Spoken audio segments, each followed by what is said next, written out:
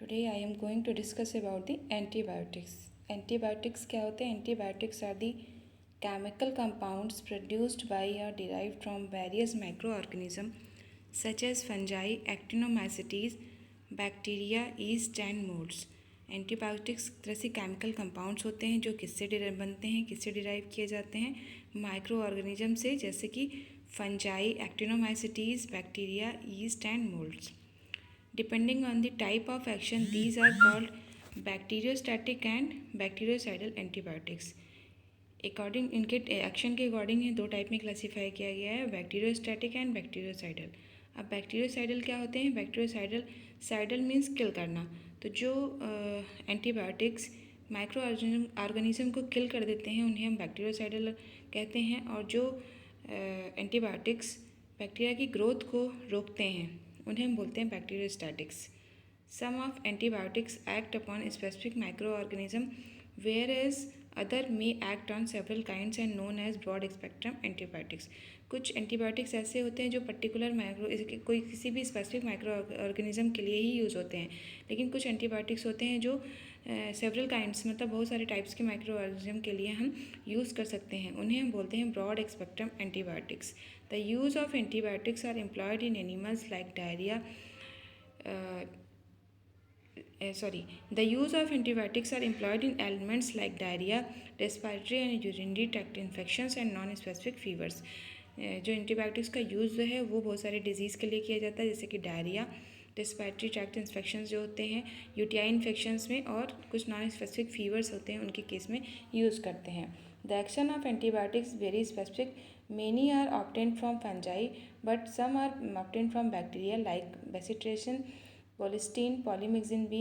Some of them are prepared in laboratory, for example, chloramphenicol. Antibiotics का जो भी actions होता है वो the action of antibiotics very specific. कुछ जो है एंटीबायोटिक्स फंजाई से मिलते हैं, कुछ बैक्टीरिया से ऑब्टेन होते हैं जैसे कि बैसिट्रेशन, पॉलीमिक्सिन. कुछ एंटीबायोटिक्स को लैब्स में भी प्रिपेयर किया जाता है जैसे कि chloramphenicol. Failure of antibiotic response is seen to development of bacterial resistance or to inadequate therapy. Antibiotic का भी जो भी असर है उसका फेलियर कब हमें देखने को मिलता है? जब ह्यूमन बॉडी में बैक्टीरियल रेजिस्टेंस की डेवलप हो जाता है तो उनके ऊपर कोई भी एंटीबायोटिक उन्हें दिया जाए तो असर नहीं करता है. Self administration of antibiotic dangerous for health. A common misuse is these antibiotics employing them when they are ineffective. For example viral infections, upper respiratory tract infections. जो एंटीबायोटिक्स का जो एडमिनिस्ट्रेशन है वो उसको मिसयूज़ नहीं करना चाहिए, क्योंकि अगर हम इसका बिना डॉक्टर के प्रेस्क्रिप्शन के से हम लेंगे तो इसका डेंजर इफेक्ट भी दिख सकता है. All antibiotics exhibit two important adverse effect: allergic reactions in the form of skin rashes, fever and joint pain and super infection due to other micro organism. जो साइड इफेक्ट्स हैं antibiotic के, mainly two important side effects हैं, जैसे कि allergic reactions देखने को मिल सकती है, फीवर, जॉइंट पेन हो सकता है माइक्रो ऑर्गेनिज्म के सुपर इन्फेक्शन की वजह से. हम बात करते हैं मैकेनिज्म ऑफ एक्शन के एंटीबायोटिक्स के. तो कैसे काम करते हैं antibiotics? They act by different mechanism. बहुत सारे मैकेनिज्म के थ्रू ये काम कर सकते हैं. पेनिसिलिन और सिफेलोस्प्रिन जो एंटीबायोटिक हैं वो बैक्टीरियल सेल वॉल की सिंथेसिस को सिंथेसिस में इंटरफेयर करते हैं या उसकी सिंथेसिस नहीं होने देते हैं. तो जब बैक्टीरियल सेल वॉल की सिंथेसिस नहीं होगी तो अल्टीमेटली बैक्टीरिया नहीं बनेगा और उसकी डेथ हो जाएगी. सेकेंड मैकेनिज्म ऑफ एक्शन है streptomycin, tetracycline and chloramphenicol interfere with various stages of protein synthesis. Streptomycin है, टेट्रासाइक्लिन है, क्लोराम्फेनिकॉल है, ये जो बैक्टीरिया में प्रोटीन सिंथेसिस होती है उसको रोकते हैं. प्रोटीन सिंथेसिस मेनली किस में हेल्प करती है? ये भी सेल वॉल के फॉर्मेशन में हेल्प करती है. Certain antibiotics like polymyxin act by cytoplasmic membrane of the bacteria. हम बात करते हैं क्लासिफिकेशन ऑफ बैक्टीरिया की. तो जो बैक्टीरिया को क्लासीफाई वेरियस टाइप्स में किया गया है. Antibiotics derive from amino acid. ऐसे एंटीबायोटिक्स जो अमाइनो एसिड से डिराइव होते हैं जैसे cycloserine, penicillin, cephalosporin, chloramphenicol. Second is antibiotic derive from sugar. Sugar से जो एंटीबायोटिक्स डिराइव होते हैं इसमें स्ट्रेप्टोमाइसिन, जेंटामाइसिन.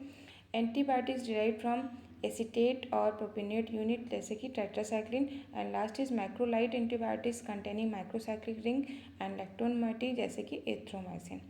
अब हम एक सिंपल पेनिसिलिन की बात करते हैं. Penicillin was discovered in 1928 by Scottish scientist Alexander Fleming. किसने डिस्कवर किया था पेनिसिलिन को? 1928 में अलेक्जेंडर फ्लेमिंग ने इसको डिस्कवर किया था। Alexander Fleming accidentally discovered the antibiotic in 1928 when he came back from a vacation and found that green mold called Penicillium notatum had contaminated petri dish in his lab.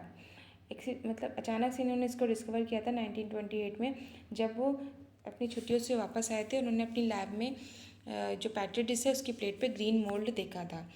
Penicillin was first extracted from mold Penicillium notatum, but presently it is produced from the mutant strain Penicillium trichosanum. Penicillin को सबसे पहले जो extract किया था mould से, उसे पेनिसिलिनियम notatum से extract किया गया था। बट अब जो इसका जो दूसरे स्ट्रेन अभी आते हैं म्यूटेंट स्ट्रेन पेनिसिलियम ट्राइजोजेनम से भी इसको एक्सट्रैक्ट किया जाता है। अब बात करते हैं बेसिक स्ट्रक्चर ऑफ पेनिसिलिन की। तो पेनिसिलिन के स्ट्रक्चर में एक बीटा लैक्टम रिंग होती है जो आपको डायग्राम में दिख रही है, एंड थायोजोलिडोन रिंग होती है। इसके साथ साथ एक साइड में एसाइल साइड चेन भी लगी होती है। इधर साइड में कीटोन ग्रुप होता है। It consist of thiazolidine ring fused with beta lactam ring. जो थायोजोलिडोन रिंग होती है वो बीटा लैक्टम रिंग से फ्यूज होती है। The two ring form the basic nucleus of all penicillin. ये सारे पेनिसिलिन के स्ट्रक्चर में आपको ये दोनों रिंग स्ट्रक्चर देखने को मिलेंगे, namely 6 amino penicillinic acid. Various types of semi-synthetic penicillins are produced by altering the composition of side chain group R in the above structure. जो पेनिसिलिन का स्ट्रक्चर है उसमें उसके जो सेमी सिंथेटिक पेनिसिलिन को हम प्रोड्यूस कर सकते हैं। कैसे? जो साइड चेन में R ग्रुप लगा हुआ है उसको चेंज करके। Both the 6 APA and the side chain essential for antibacterial activity. ये जो 6 APA means beta lactam ring और थायोजोलिडोन रिंग प्लस जो भी साइड चेन है, ये साइड चेन ये बैक्टीरिया की एक्टिविटी के लिए बहुत इंपॉर्टेंट है। वेयर एज पेनिसिलिन जी जो कि हम इंट्रावेनस देते हैं, पेनिसिलिन वी को हम माउथ के थ्रू देते हैं, प्रोकेन को हम प्रोकेन पेनिसिलिन एंड बेंजाथीन पेनिसिलिन को हम इंट्रामस्कुलर यूज़ करते हैं। बेंजल पेनिसिलिन दूसरा है बेंजल पेनिसिलिन। इसका नॉमेनक्लेचर है, इसका ये डायग्राम दिया हुआ है और इसका जो नॉमेनक्लेचर लिखा हुआ है 3,3 dimethyl 7 oxy 6 phenyl acetyl amino 4 thia 1 eza bicyclo heptane carboxylic acid। ये इसका केमिकल स्ट्रक्चर दिया हुआ है। फिर इसका नॉमेनक्लेचर था। अब बात करते हैं फिजिकल प्रॉपर्टीज़ की। It is an amorphous white powder sparingly soluble in water soluble in methanol ethanol ether and insoluble in petroleum ether.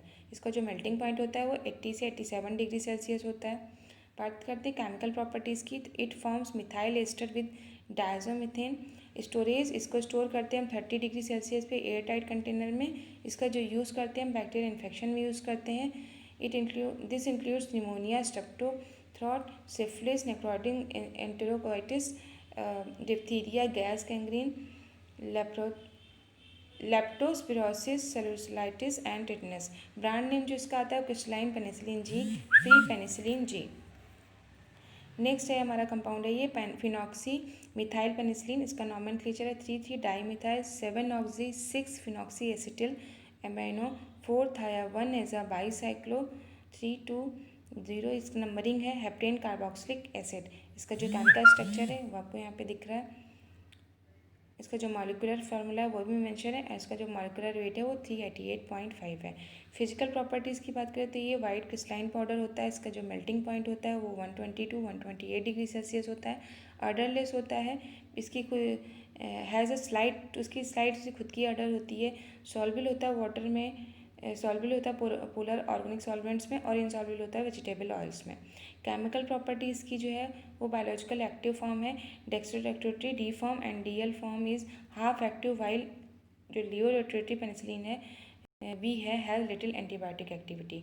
Stability, it is stable up to 1.8 pH। जो ड्रग को हम store करते हैं airtight container में store करते हैं। Use जो हम करते हैं इसका बैक्टीरियल इन्फेक्शन जैसे ear, chest, throat, skin infections में इसका यूज़ किया जाता है। It is also use to infections if you have sickle cell anaemia disease. Sickle cell anaemia में भी इसे दिया जाता है। इसके साथ इसको रिमेटिक फीवर और में भी दिया जाता है, या स्प्लीन जब रिमूव किया गया हो तब भी दिया जाता है। ब्रांड नेम की बात करें तो इसका ब्रांड नेम है penicillin B, penicillin phenoxy methyl. So it was all about antibiotics. If you like my video, subscribe my channel and don't forget to press bell icon.